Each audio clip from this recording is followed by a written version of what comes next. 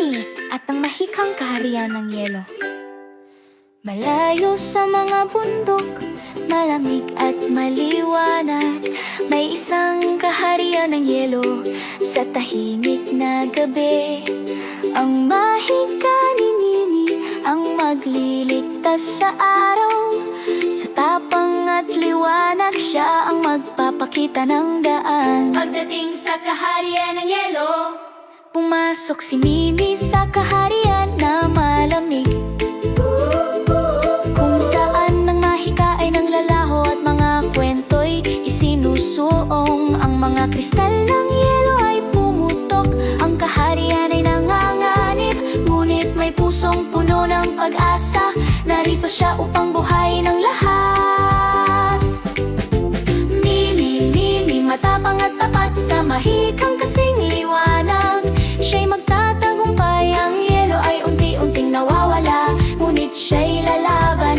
Narito si Mimi upang ibalik ang liwanag. Sa leding gubat siya'y magpapatuloy, kasama ang mga lobo at oso ng yelo. Nagsimula ng magising ang kanyang lakas. Malamig ang hangin, ngunit hindi magyayelo si Mimi.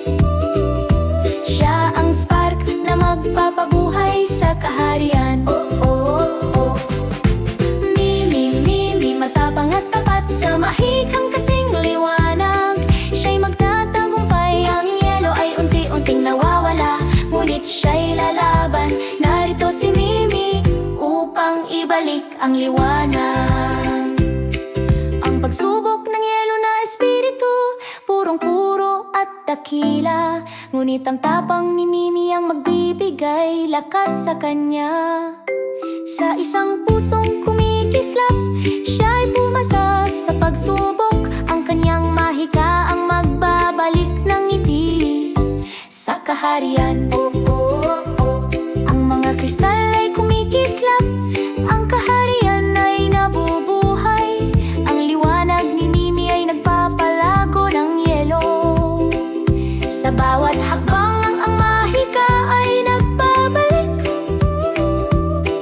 Ang puso ng kaharian ng yelo ay magsisiga magpakailanman.